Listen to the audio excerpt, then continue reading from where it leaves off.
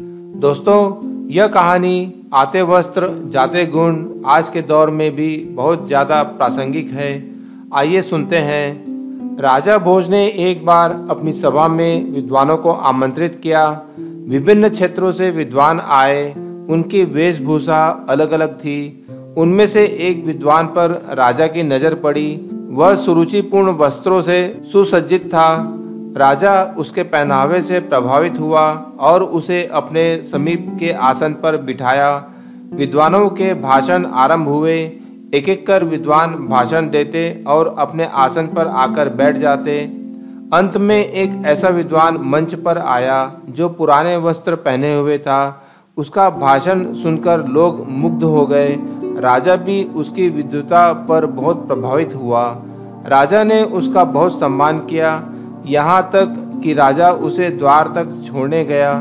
राजा के सलाहकार ने पूछा, महाराज, जिस विद्वान को आपने अपने समीप के आसन पर बिठाया उसे आप छोड़ने द्वार तक नहीं गए, लेकिन दूसरे को द्वार तक छोड़ने गए। इसका कोई कारण है क्या? राजा ने उत्तर दिया, विद्वान होना किसी के मस्तक पर नहीं लिखा होता जिसे पढ़कर उसकी विद्वता की पहचान हो सके।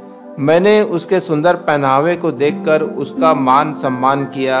जब तक कोई व्यक्ति नहीं बोलता तब तक उसके वस्त्रों की चमक दमक से उसके बड़ा होने का अनुमान लगाया जाता है। उस विद्वान का भाषण साधारण था, लेकिन जब साधारण दिखने वाले विद्वान ने बोलना शुरू किया तो मैं आश्चर्यचकित रह गया। उसकी भाषण शैली गजब की थी। मैं उसके गुणों से अधिक प्रभावित हुआ था, जिसकी वजह से जाते समय उसे द्वार तक छोड़ने गया और उसका अभिनंदन किया।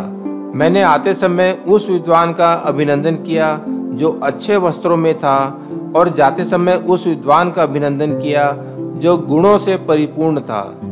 और दोस्तों, सभा में सभी व्यक्ति कहने लगे, आते वस्त्रों का और जाते गुणों का सम्मान होता है।